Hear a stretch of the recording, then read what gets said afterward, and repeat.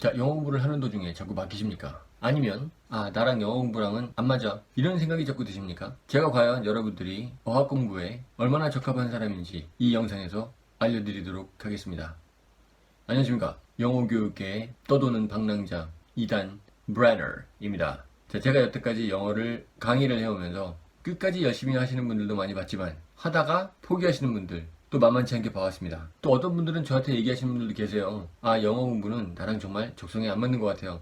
그게 아닌 것 같은데 적성에 맞는 분인데 왜 저런 얘기를 하시지? 라는 생각이 들 때도 있었고, 또 어떤 분들은 맞아, 적성에 안 맞는 분이신 것 같아, 이런 생각이 들었던 것도 사실입니다. 자, 그래서 이번 영상에서는 영어 공부가 잘 맞는 사람들, 어떤 사람들이냐, 그리고 자, 본인의 성향에 따라서 아니면 성격에 따라서 어떤 것을 극복을 해야 영어 공부에 최대 효과를 얻을 수 있을지 제가 좀 썰을 풀어보도록 하겠습니다. 일단 영어를 떠나서 어학 공부에 효과를 크게 볼 수 있는 조건들, 그걸 얘기하다 보면 어학 공부가 잘 맞는 사람들, 아닌 사람들에 대해서 나름대로 판단할 수 있는 어떤 그런 기준, 제가 좀 여러분들께 제시를 해드릴 수 있을 것 같습니다. 그러면 영어 공부에 아주 큰 효과를 볼 수 있는 조건들, 사람 성향, 기타 조건들, 그런 거에 대해서 제가 좀 시작을 해보도록 하겠습니다. Here we go. 자, 제가 여태까지 봐온 결과 어학 공부의 성패를 가장 좌지우지하는 첫 번째 조건은, 자, 여러분들 한번 상상해 볼 수 있겠습니까? 제 개인적인 판단으로는 첫 번째 조건은 어학적 감각입니다.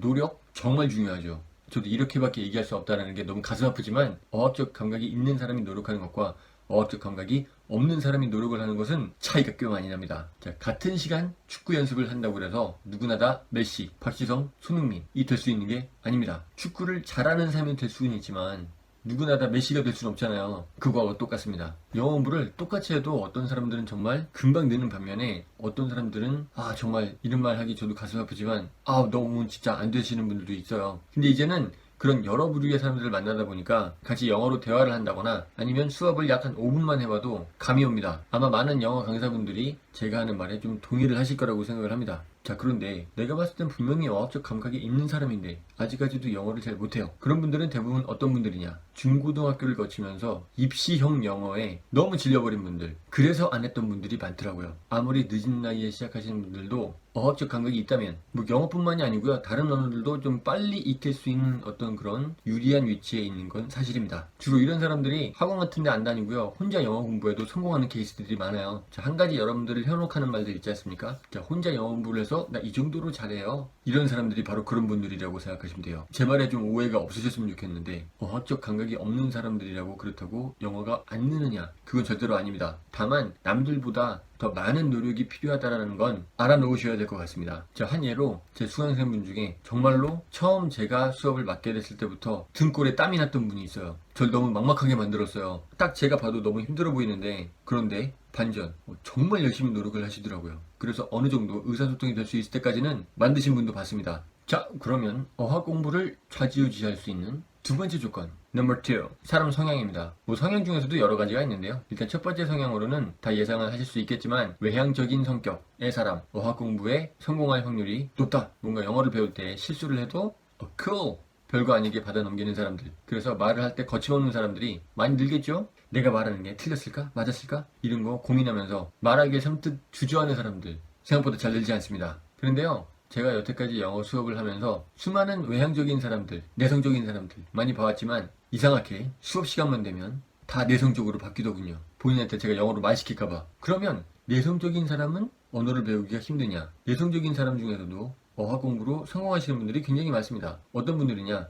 약간 좀 덕후 스타일, 무언가 한번 꽂히면 그거 계속 파시는 분들, 내성적인 성격이라도 어학 공부에 성공할 가능성이 굉장히 높으신 분들입니다. 예를 들면 읽었던 책 또 읽는 거 좋아하시는 분들, 한번 봤던 영화, 꽂힌 영화 다시 보는 거 계속 좋아하시는 분들, 이런 분들은 영어 공부를 할 때 누구랑 같이 하지 않아도 혼자서 했던 것도 연습해보고 이런 식으로 해서 느시는 분들도 굉장히 많이 있으시더라고요. 이런 분들은 기본적으로 언어가 늘기가 좀 쉬운, 쉽다기보다는 언어를 익히기에 좀 더 쉽게 다가갈 수 있는 그런 성향을 가지신 분들이라고 생각이 됩니다. 어차피 어학 공부라는 건 했던 거 또 해보고 계속 반복적으로 연습을 해봐야 되는 일련의 과정들이 합해져야 되는 거거든요. 근데 만약에 외향적이건 내성적이건 이렇게 좀 반복적인 거를 싫어하시는 분들, 했던 거 또 하는 거 싫어하시는 분들, 제가 옛날에 저에게 수업을 듣던 수강생분들에게 물어봐도 했던 거 또 하는 거, 봤던 영화 또 보는 거, 읽었던 책 또 읽는 거 정말 싫어요 라고 얘기하시는 분들, 대체적으로 좀 영어 실력이 안 느셨던 분들입니다. 그러면 프리토킹을 많이 해서 늘면 되는 거 아닙니까? 자, 그 부분은 제가 이전 영상에서도 얘기를 한 적이 있지만 무한정 프리토킹으로는 영어가 될 수가 없어요. 참고하시기 바랍니다. 자세한 사항은 제 이전 영상에서.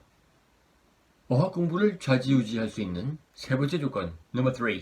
이거는 놀랍게도 본인의 의지입니다. 이것도 아주 중요하게 작용을 하더라고요. 제가 이전에 말한 조건들이 아무것도 해당이 안 되시는 분들이 있어요. 어학적 감각도 없고 내성적이기도 한데 뭘 반복해서 하는 것도 싫어해. 아주 최악의 조건 아닙니까? 그런데 이 핸디캡들을 본인이 영어 공부가 꼭 필요하기 때문에 의지로 그것들을 극복하시는 분들이 계시더라고요. 나 이거 영어 못하게 되면 회사에서 쪽팔려서 안 돼요. 영어 공부 안 하면 안 돼. 이런 의지를 가지신 분들이 제가 보기엔 영어를 잘할 수 있는 어떤 그런 조건들을 전혀 갖추지 못한 분들임에도 불구하고 끝내 해내시는 분들을 봤습니다. 그래서 혹시나 만약에 본인이 어학적 감각도 없는 것 같고 성격도 어학 공부에 맞는 성격도 아닌 것 같은데 영어를 잘해야 돼 라고 생각이 드신다면 의지를 굳게 가지세요. 성공할 수 있습니다. 의지만 있으면 돼요. 남들보다 좀 오래 걸리겠지만 그래도 되잖아요. 안 되는 거 아니니까 우리 좀 일단 해봐요.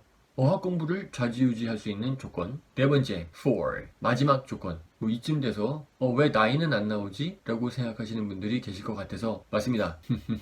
나이. 이 부분에서도 강사 생활을 하면서 나의 선입견이었다 라고 생각했던 부분인데 나이는 생각보다 크게 영향을 미치지 않았습니다. 물론 50대 중후반이 넘어가고 이제 60, 70대가 되셔가지고 학습 능력 자체가 좀 많이 저하되어 있는 어떤 그런 나이대에 있는 분들은 물론 나이에 영향을 받죠. 그런데 30대 정도, 제가 보기엔 40대 초반까지 나이 먹고 하려니까는 어학 공부가 잘 안 돼. 잘못 생각하고 계신 겁니다. 저 위에서 제가 얘기했던 조건들 있지 않습니까? 어학적 감각, 본인의 성향, 그리고 의지, 이 세 개가 없는 거일 가능성도 커요. 심지어는 본인이 어학적 감각이 있음에도 불구하고 나이 때문에 안 된다 이렇게 생각하시는 분들도 굉장히 많이 봤습니다. 왜 그러느냐? 어학 공부가 굉장히 쉬울 거라고 생각을 하시고 막 덤비는 거예요. 제가 제 영상에서 누차 강조해서 얘기를 하지만 어학 공부란 건 그렇게 어렵지도 않지만 또 그렇게 쉽지도 않아요. 근데 공부하다 잘 안 되니까 그냥 나 나이 먹어서 안 되는 거야. 자꾸 핑계 대는 거예요. 혹시나 만약에 20대이신 분들이 나이 먹어서 안 되겠다. 좀 더 영어 공부 일찍 시작했으면 좋겠다.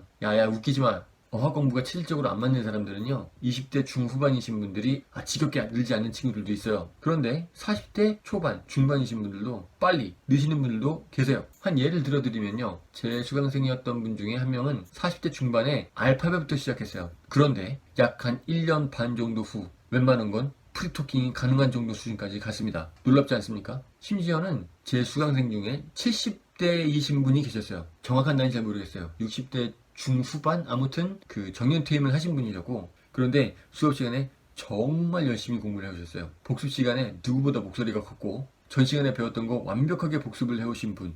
젊은 친구들보다 훨씬 잘했어요. 나이가 문제가 아니라니까요. 그냥 하기 싫은 거지. 나이 탓으로 돌리고 싶은 거지. 공부하기도 싫고 하고 싶은 것도 많고 영어 공부는 안 되는 것 같고 당연히 안 되죠. 10대, 20대 친구들도 영어 공부가 힘든 건 마찬가지입니다. 나이 핑계 대지 마세요. 그냥 하기 싫은 거예요. 자꾸 본인이 하기 싫은 걸 나이 탓으로 돌리지 마세요. 자, 오늘은 좀 가벼운 주제에 대해서 한번 얘기를 해보고 싶어서 여러분들이 영어 공부가 얼마나 잘 맞는 분들이신가, 어떤 걸 극복해야 영어 공부를 잘할 수 있을까에 대해서 간단히 한번 알아봤습니다. 제가 여태까지 얘기했던 거 이외에 다른 건 별로 생각이 나는 게 없네요. 제가 얘기한 것 중에 본인의 해당 사항이 있으시다면 그것을 극복할 수 있는 좀 좋은 계기가 됐으면 좋겠다라는 저의 바람입니다. 오늘도 언제나 똑같이 여러분들 영어 공부 화이팅입니다. Never give up. Just hang in there. See you next time.